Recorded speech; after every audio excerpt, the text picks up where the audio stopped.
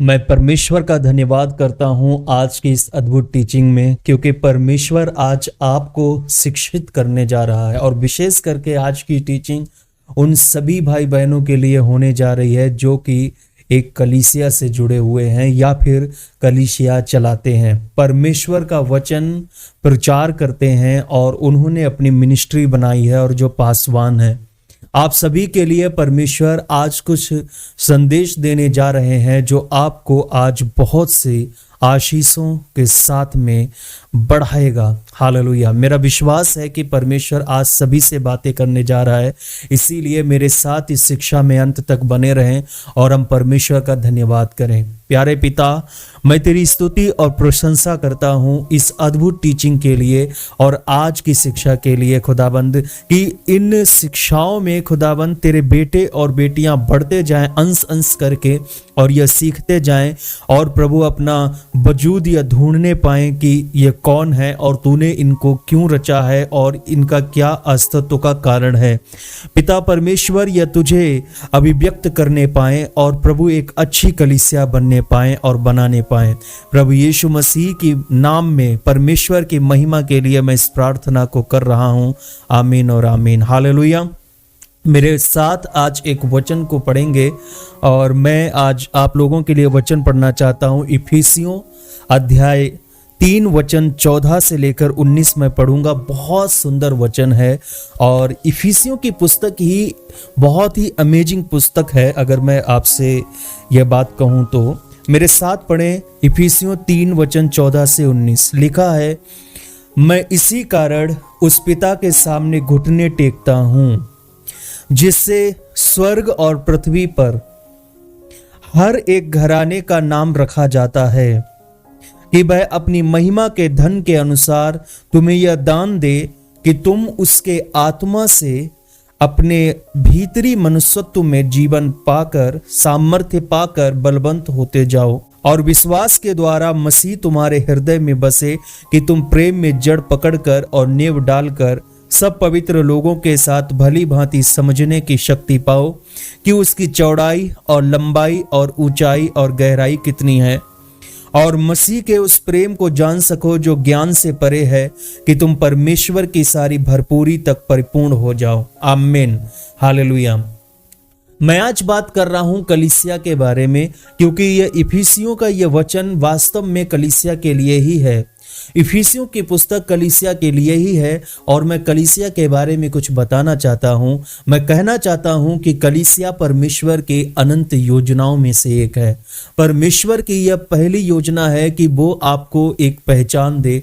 उसने आपको कलीसिया बनाया है और कलीसिया हमेशा मसीह की देह को रिप्रेजेंट करती है और यह परमेश्वर की योजना थी। हम कह सकते हैं कि उसके बचाने का कारण, उसे आपको ढूंढने का कारण, जो कि आप खोए हुए थे, क्योंकि वह आपको ढूंढने के लिए आया। उसने आपको ढूंढा, उसने आपको बचाया, उसने आपको एक नया जीवन दिया, उसने एक नई संगति दी। और मैं कह सकता हूं कि परमेश्वर की योजना थी कि वह आपको एक कलीसिया बनाए। हालेलुया।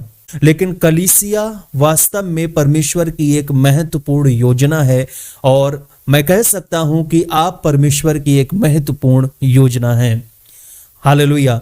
कलीसिया के बारे में 3 पक्ष हैं और जिसमें पहला पक्ष यह है कि कलीसिया एक ऐसी कलीसिया है, यह एक ऐसी कलीसिया है जिसमें परमेश्वर की अभिव्यक्ति के लिए पुत्रत्व पाएं। मतलब कि आप परमेश्वर की गोद ली हुई संतान है। परमेश्वर ने आपको गोद लिया है और परमेश्वर ने आपको दास से आप पुत्र और पुत्रियां बनाया है। कि कलीसिया में जितने भी बेटे बेटियां हैं वास्तव में उसके पुत्र और पुत्रियां हैं।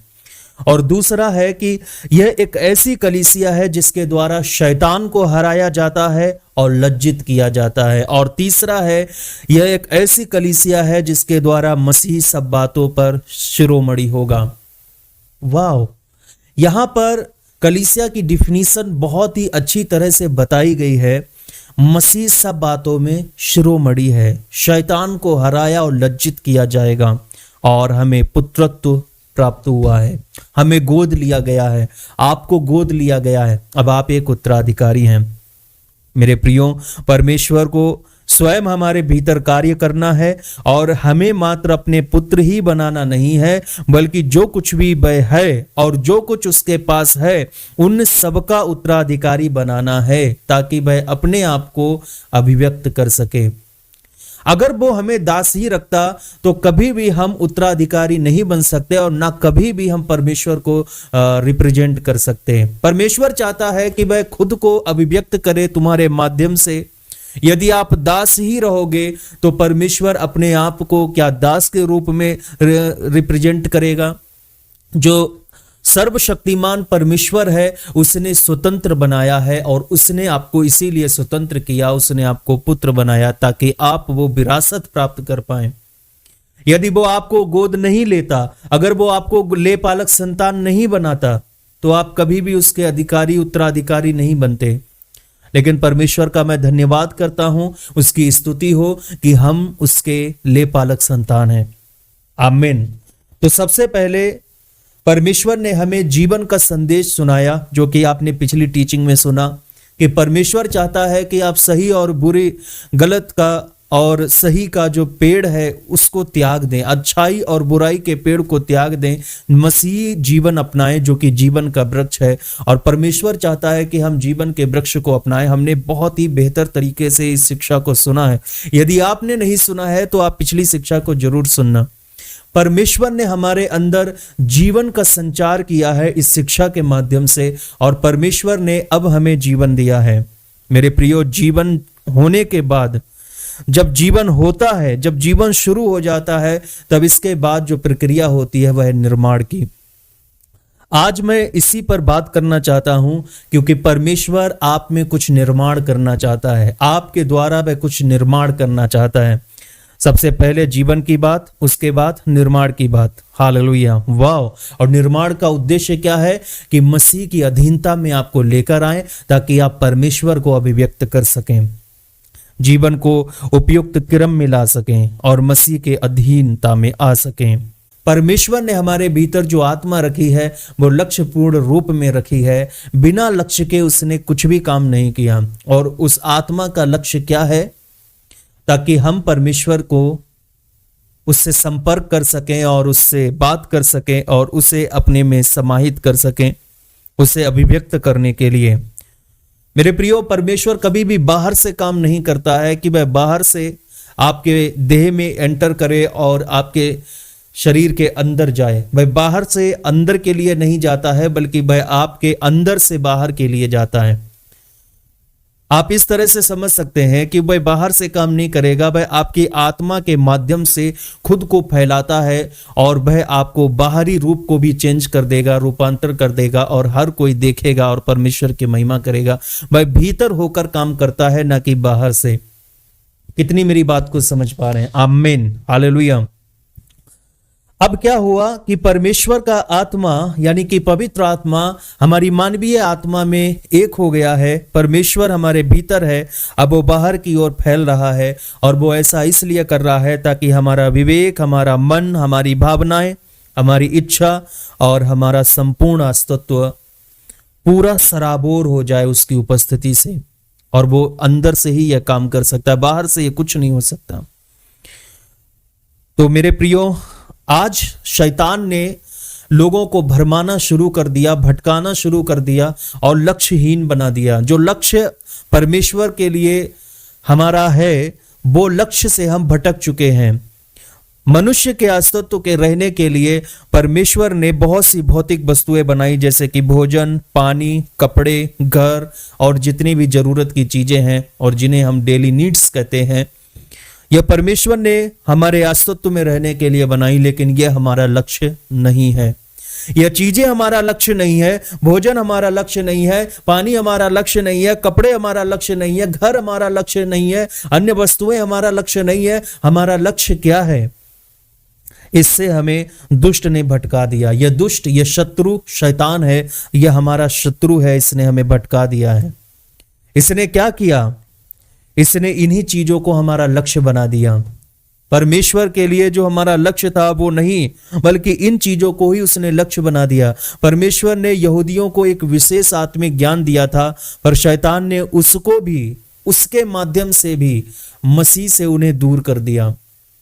हम जिन चीजों का इस्तेमाल करते हैं, दुष्ट आत्मा बड़ी ही चालाकी से, शैतान बड़ी चालाकी से हमें ही भ्रमित करने के लिए वह तरह तरह के अपने खेल रचता है। और यही कारण है कि कई कलीसियाएं भटक चुकी हैं परमेश्वर के वचन से। इसीलिए यूहन्ना अध्याय 5 वचन 39 से 40 में यीशु ने कहा, तुम पवित्र शास्त्र में ढूंढते हो क्योंकि समझते हो कि उसमें अनंत जीवन तुम्हें मिलता है, और यह वही बात है जो मेरी गवाही देता है, फिर भी तुम जीवन पाने के लिए मेरे पास नहीं चाहते।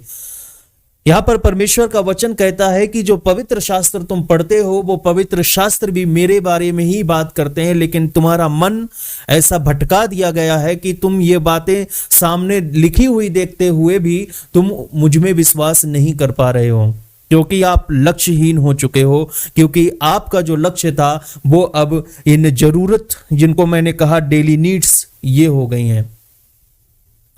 शैतान ने गैर मसीहों को, यहूदियों को और मसीहियों को भी ज्ञान के कारण मसीह से भटका दिया है।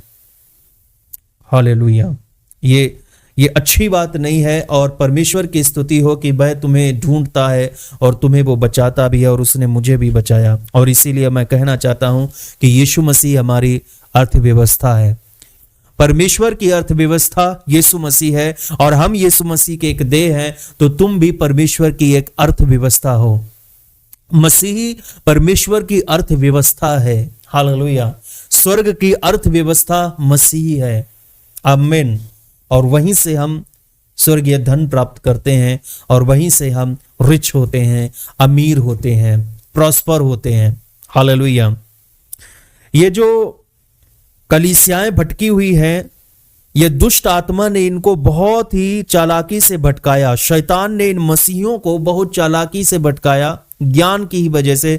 जिस प्रकार ओल्ड टेस्टामेंट से उसने यहूदियों को भटका दिया और उन्होंने मसीह को नहीं पहचाना, जबकि साफ साफ वचन मसीह के बारे में है, भविष्यवाणियां मसीह के बारे में है। ओल्ड टेस्टामेंट पूरा मसीह की एक छाया है, लेकिन फिर भी यहूदियों ने उसको नहीं पहचाना क्योंकि वो भटके हुए थे।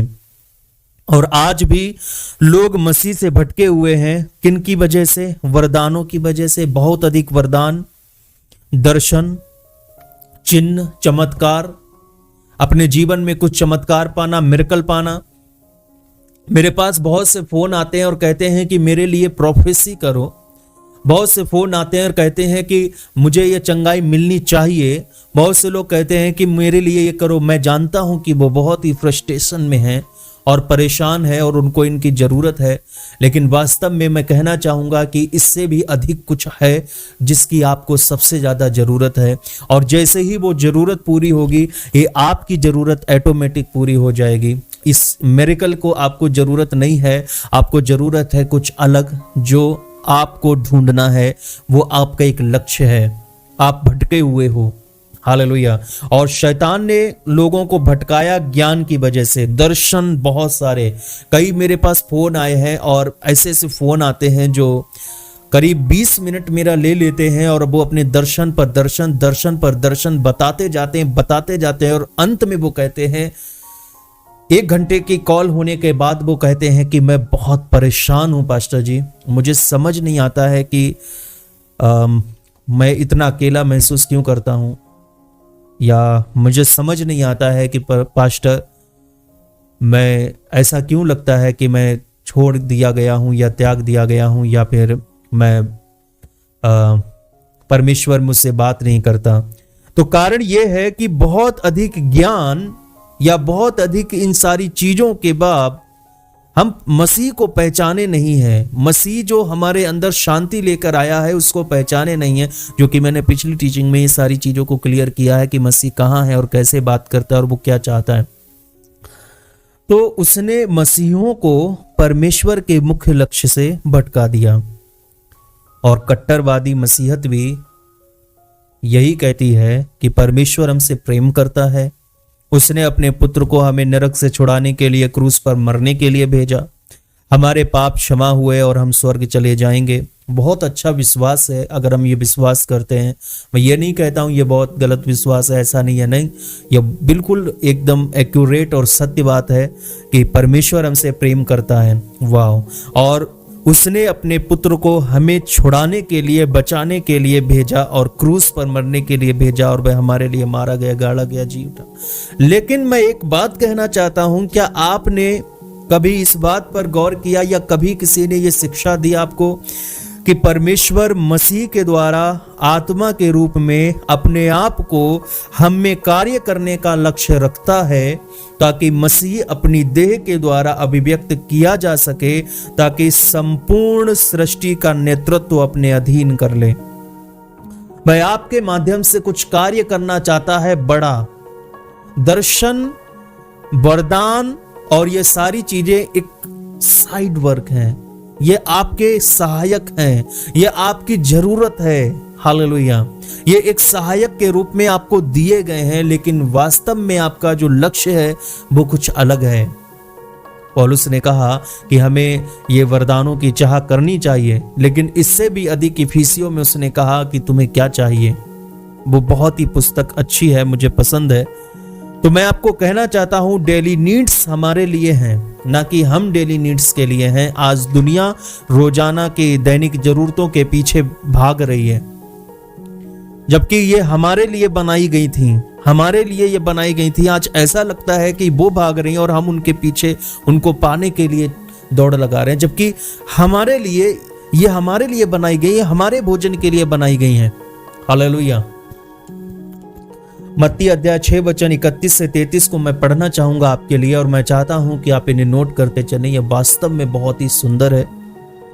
इसके लिए तुम चिंता करके यह न कहना कि हम क्या खाएंगे या क्या पिएंगे या क्या पहनेंगे, क्योंकि अन्य जातीय इन सब वस्तुओं की खोज में रहते हैं, पर तुम्हारा स्वर्गीय पिता जानता है कि तुम्हें इन सब वस्तुओं की आवश्यकता है।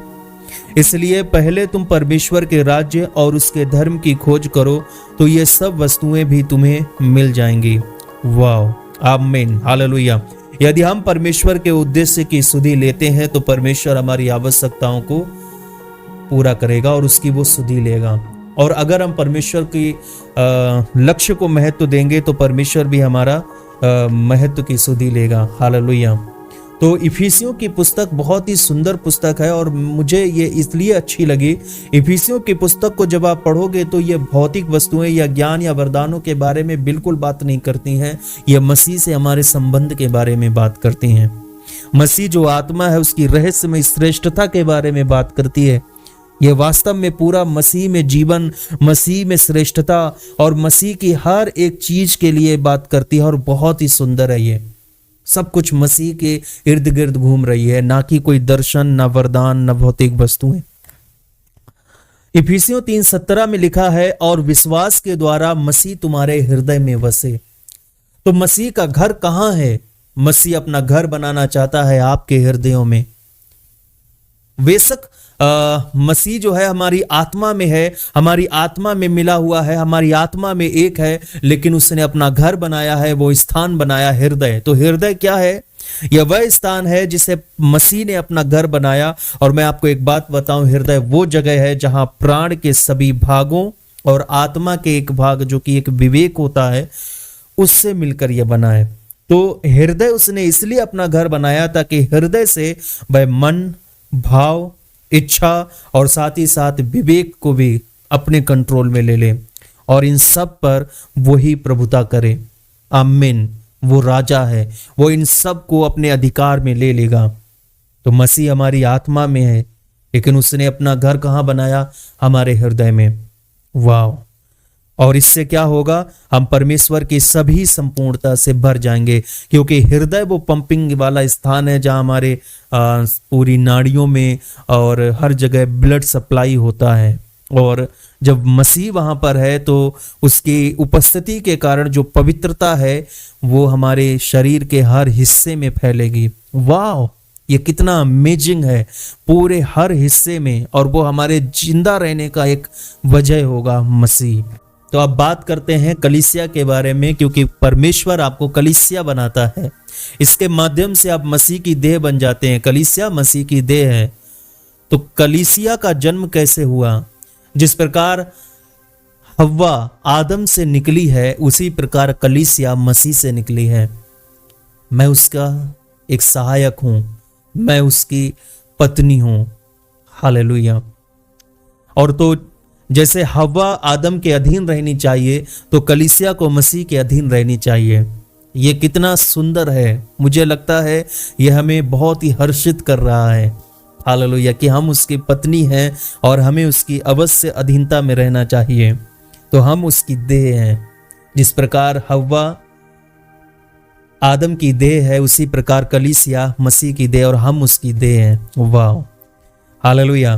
तो आपको मसीह की देह बनना है, और मसीह की देह ज्ञान के द्वारा नहीं बनती है, और मसीह की देह वरदानों के द्वारा नहीं बनती है। मसीह की देह तथा कथित दिव्य प्रकाशनों के प्रकटीकरण द्वारा नहीं बनती है। मसीह की देह बनती है मसीह को अनुभव करने के द्वारा। कलीसिया मात्र मसीह को अनुभव करने के द्वारा बनाई जा सकती है और कोई कारण नहीं है। ज्ञान और वरदान किसी हद तक बस सहायक होते हैं, लेकिन कलीसिया कभी भी इन बातों के द्वारा नहीं बनाई जा सकती है। हालेलुया। जिस प्रकार आदम के लिए, मनुष्य के लिए परमेश्वर ने डेली नीड्स बनाई, हर चीजें पूर्ति की है, तो वैसे ही हमारी आत्मा के लिए प्रकाशन, दर्शन, वरदान, ये हमारी आत्मा के लिए आत्मिक वस्तुएं मात्र हैं, लेकिन वास्तव में हमारा लक्ष्य तो परमेश्वर को ही प्राप्त करना है। हालेलुया। तो केवल और केवल यीशु मसीह हमें हमारे सेंटर में होना चाहिए। यीशु मसीह ही हमारा सब कुछ होना चाहिए। यदि हमें मसीह का भीतरी अनुभव नहीं है, तो हम कलीसिया की वास्तविकता को कभी नहीं पा सकते, और हम कह सकते हैं कि हम कलीसिया नहीं है, अगर मसीह हमारे अंदर अनुभव नहीं होता है। मसीह अनुभव होना चाहिए। पिछली वीडियो बहुत इंपॉर्टेंट है, उनको जरूर देख लेना। हालेलुया। मैंने आपको यह भी बताया था कि हमारा शरीर आत्मा, प्राण और देह से मिलकर बना है। ये बर्तन है और इसके 3 भाग हैं। तो इसमें अगर मैं बात करूं तो सबसे सामर्थी कौन है, तो मैं कहना चाहूंगा देह से बढ़कर है प्राण। ठीक है, प्राण सबसे बेहतर है, क्योंकि सारा सेंटर यहीं पर है, हर चीज यहीं से सोच विचार चलती है। तो मैं प्राण को भी, मैंने 3 भाग बताए थे, मन, भाव और इच्छा। तो इनमें से सबसे ज्यादा पावरफुल कौन है, तो मैं कह सकता हूं कि वो है मन। हालेलुया। तो आपको पता है हमने स्ट्रांग क्या बनाया? प्राण को। हमने स्ट्रांग क्या बनाया? मन को, क्योंकि हमारा मन हर चीज में करता है। हर चीज हम अपने मन से बोलते हैं, हर चीज हम अपने मन के द्वारा करते हैं, प्राण के द्वारा हर चीज करते हैं। तो इसका कारण यह है कि हमने आत्मा को कमजोर कर दिया। आत्मा दुर्बल है।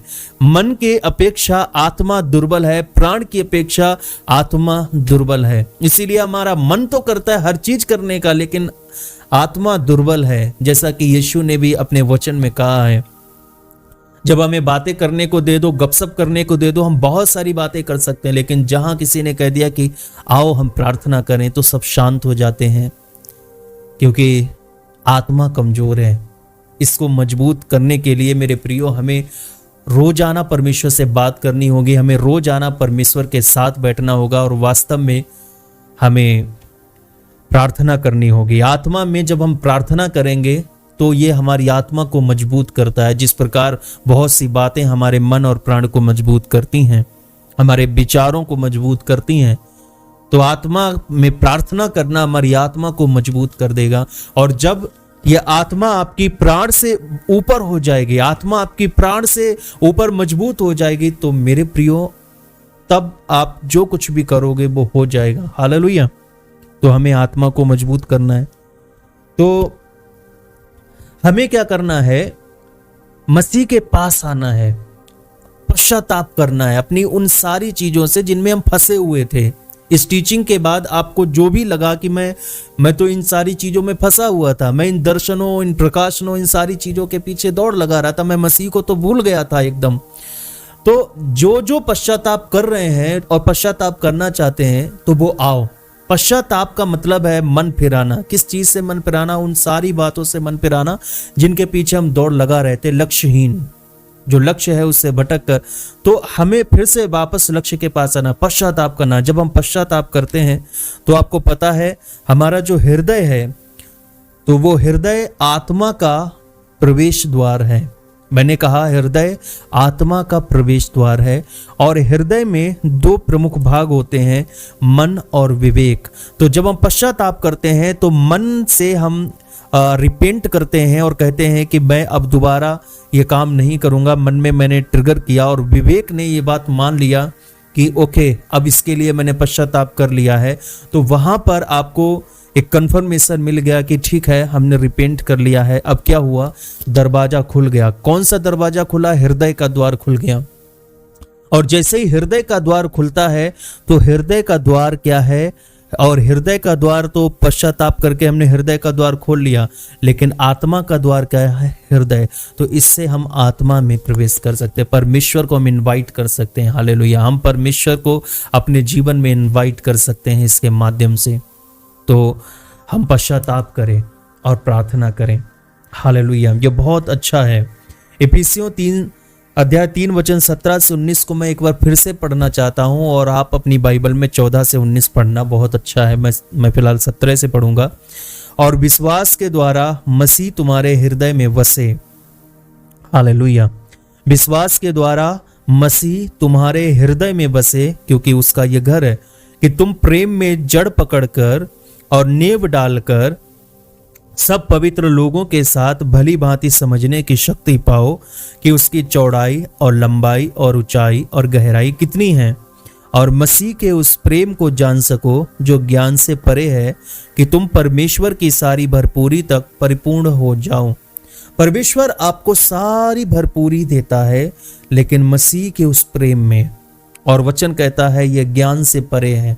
बहुत अधिक ज्ञान यह आपको नष्ट कर सकता है, आपको भटका सकता है। बहुत अधिक ज्ञान आपको आपके लक्ष्य से दूर कर सकता है, कलीसिया से दूर कर सकता है। इसीलिए मसीह का प्रेम इन सब बातों में प्रथम स्थान पर है। तो कलीसिया अगर आप चाहते हैं बनना, तो आपको मसीह के प्रेम में डूबना होगा। और अगर आप एक पासवान हैं, पास्टर हैं, तो आपको प्रेम में जाना होगा। मसीह से प्रेम ही एक कुंजी है जो कलीसिया का निर्माण करती है। तो एक पासवान जो कि एक कलीसिया चलाता है, जैसा कि मैं चलाता हूं, तो मुझे सबसे पहले मसीह में डूबना होगा, मुझे मसीह से लिपटना होगा, तब जाकर मैं कलीसिया को शिक्षा दे सकूंगा। आमीन। तो मेरे प्रियो, ये एक जानकारी है जो आपको रखना है और यही करना है। इससे क्या होगा, चौड़ाई, लंबाई, ऊंचाई, गहराई सब जान पाओगे, और मसीह तुम्हारे हृदय में बसना ही चाहिए। हालेलुया। प्यारे पिता, मैं तेरी स्तुति और महिमा करता हूँ। राजाओं के राजा, प्रभुओं के प्रभु, सनातन परमेश्वर, तेरी स्तुति और महिमा हो। तूने सनातन काल से ही यह चाहा कि कलीसिया का निर्माण हो, और तेरे बेटे बेटियां सुंदर कलीसिया हैं, और तूने मुझे भी उस कलीसिया में सम्मिलित किया है। तुझे धन्यवाद। आज प्रभु इन सबों को तूने एहसास दिलाया है कि तूने इनको लेपालक होने का एक वरदान दिया है, एक पद दिया है, और खुदाबंद तूने इनको पुत्र बोला है, पुत्री बोला है। और अब ये दास नहीं है, अब ये दासी नहीं है, तूने इनको अद्भुत बनाया है, तूने उत्तराधिकारी बनाया है प्रभु यीशु। और तू हमारी अर्थव्यवस्था है। मैं तुझ में विश्वास करता हूं, और तुझी से हम धनी होते हैं।